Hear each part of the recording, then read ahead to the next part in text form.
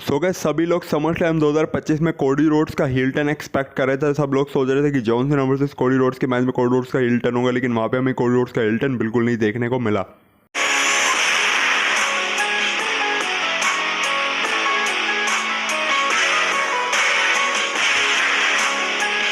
So guys आज की video में काफ़ी सारी अपडेट्स होने वाली, तो इस वीडियो को एंड तक जरूर देखना। और सबसे पहले हम अपनी पहली स्टोरी से शुरुआत करते हैं जो जुड़ी कोडी रोड्स के हील टर्न से।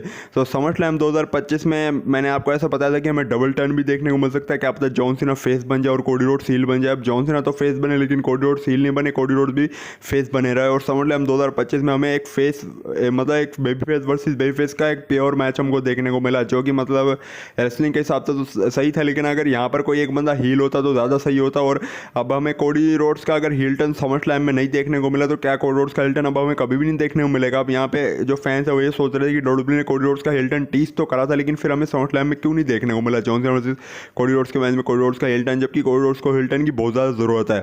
तो हाँ, मैं ये बात मैं भी मानता हूँ कि डब्ल्यूडब्ल्यू ने मतलब समर स्लैम से पहले स्मैकडाउन लाइव के एपिसोड में कोडी रोड्स का हील टर्न वो टीज करा था, लेकिन यहाँ पर अभी रिपोर्ट्स में पता लगा है और ये रिपोर्ट आई थी फाइटफुल सेट की तरफ से। उसने अपनी रिपोर्ट में बताया कि डब्ल्यूडब्ल्यू ने सिर्फ कोडी रोड्स का हील टर्न फैंस को कंफ्यूज करने के लिए करा था। डब्ल्यूडब्ल्यू का भी हाल फिलहाल के टाइम में कोई प्लान नहीं है कोडी रोड्स का हील टर्न करवाने का।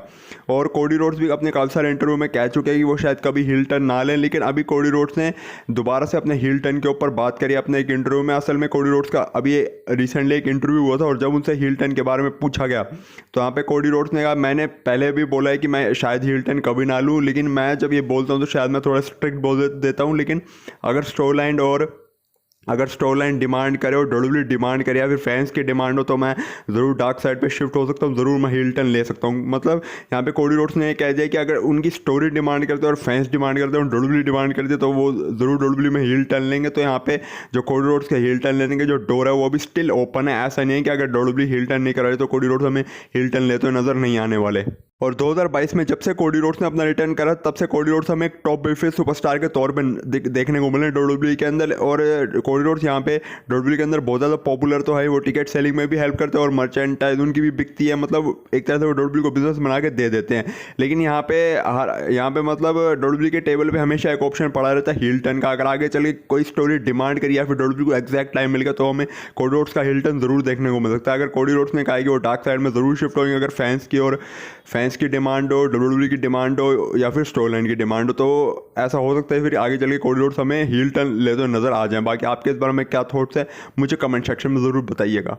सो गाइस अपनी अगली स्टोरी के बारे में बात करते हैं जो जुड़ी है डीन एम्ब्रोज से। तो डीन एम्ब्रोज हाल फिलहाल के टाइम में जॉन मोक्सली के नाम से एडब्ल्यू में और एडब्ल्यू में वो काफ़ी इंजॉय कर रहे हैं, मतलब खुश है एक तरह से एडब्ल्यू में।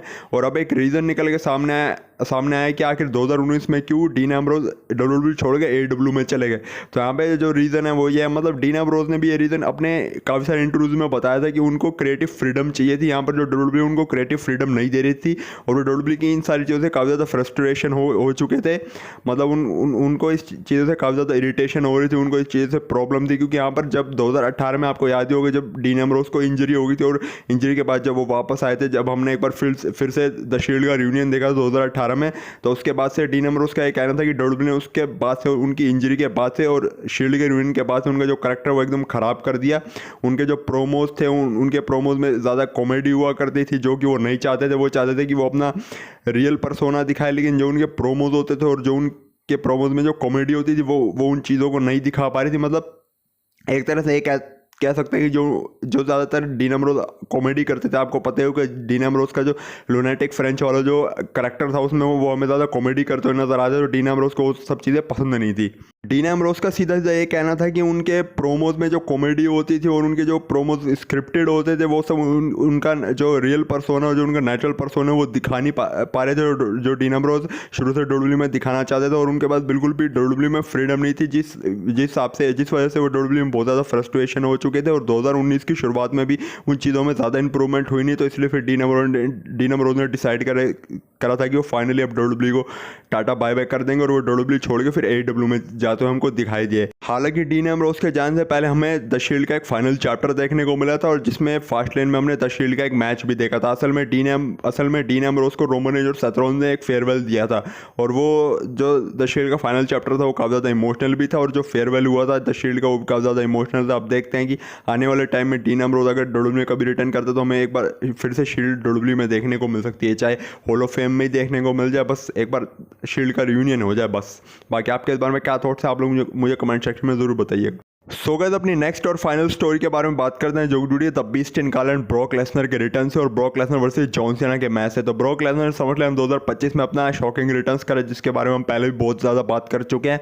अब हमें ब्रॉक लेसनर का रिटर्न्स कब देखने को मिलेगा? अब कुछ लोग यहाँ पे कह रहे हैं कि ब्रॉक लेसनर समरस्लैम के बाद अब ऐसे गायब कैसे हो गए, कुछ लोग कह रहे हैं कि उनके कॉन्ट्रैक्ट में इशू है या फिर उनको कोई इंजरी। अब इंजरी का तो पता नहीं फैंस क्यों कह रहे हैं, मेरे को समझ नहीं आ रहा, और कॉन्ट्रैक्ट इशू भी लेकर यहाँ पे फैंस बात करें। लेकिन मैं आपको बता दूँ असल में डेम मेडसन की रिपोर्ट ने यहाँ पर कहा है कि ब्रॉक लेसनर को डब्ल्यूडब्ल्यू आगे के लिए सेव कर, यहाँ पे ब्रॉक लेसनर के कॉन्ट्रैक्ट में कोई इशू नहीं है, ना ब्रॉक लेसनर कोई इंजरी है जिस वजह से वो हमें समरस्लैम के बाद देखने को नहीं मिले। डब्ल्यूडब्ल्यू ब्रॉक लेसनर को आगे के शोज के लिए सेव कर रही है। अब ब्रॉक लेसनर ने समरस्लैम 2025 में आगे सीधा जॉन सीना के ऊपर अटैक करा और वहीं से हमें हिंट से मिल गया कि WW John Cena versus Brock Lesnar का मैच करवाने वाली है। तो क्लैश इन पेरिस में वैसे फैंस एक्सपेक्ट कर रहे थे Brock Lesnar versus John Cena का मैच, लेकिन क्लैश इन पेरिस में डब्ल्यूडब्ल्यू ने नहीं करवाया। और डेम मेडसन ने यहाँ पर अपनी रिपोर्ट में ये भी बताया कि डब्ल्यूडब्ल्यू 20 सितंबर को एक PLE प्लान कर रहे हैं और उसका main event John Cena versus Brock Lesnar होगा, जो कि पॉसिबिलिटी क्राउन ज्वेल हो सकता है, जो कि अभी इस बार हमें पर्थ ऑस्ट्रेलिया में देखने को मिलेगा। वैसे तो क्राउन ज्वेल हमें हर साल डब्ल्यूडब्ल्यू सऊदी अरेबिया में करवाती हुई नजर आती थी। मतलब जब भी क्राउन ज्वेल का नाम होता तब भी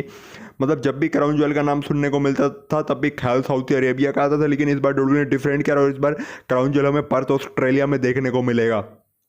तो पॉसिबिलिटी क्राउन ज्वेल का main event John Cena versus Brock Lesnar हो सकता है। और क्राउन ज्वेल से पहले जितने भी डब्ल्यूडब्ल्यू के स्मैकडाउन लाइव के शोज होंगे ना सितंबर में, उसमें जो कि आई थिंक 12 सितंबर या फिर 15 सितंबर जितने भी स्मैकडाउन लाइव के शोज होंगे ना, वहाँ पे ब्रॉक लेसनर को एडवर्टाइज किया जा रहा है। तो वहीं से हमें ब्रॉक लेसनर और जॉन सीना की राइवलरी आगे शुरू होती हुई नजर आई और क्या पता कि Brock Lesnar clash in Paris में भी आ जाए। क्लैश इन पेरिस में आगे क्या पता कि वो John Cena versus Logan Paul के मैच के बाद जॉन सीना के ऊपर अटैक कर सकते हैं। तो आज की वीडियो इन तक थी। आई होप आपको वीडियो जरूर अच्छी लगी होगी, तो लाइक के बना तो कहीं मत जाने से कल कमेंट पे आप लोग मुझे अपने थॉट्स बता सकते हो। बाकी अगर आप लोग चैनल में नए हो चैनल को सब्सक्राइब करके बेल आइकन कॉल पे प्रेस कर लो, क्योंकि इस चैनल पर रेसलिंग का कंटेंट आता रहता है। तो अगर आप लोग रेसलिंग के बड़े वाले फैन हो तो चैनल को सब्सक्राइब करके बेल आइकन कॉल पे प्रेस कर सकते हो। बाकी मैं मिलता हूँ आपसे अपने नेक्स्ट वीडियो में, तब तक के लिए bye bye and take care.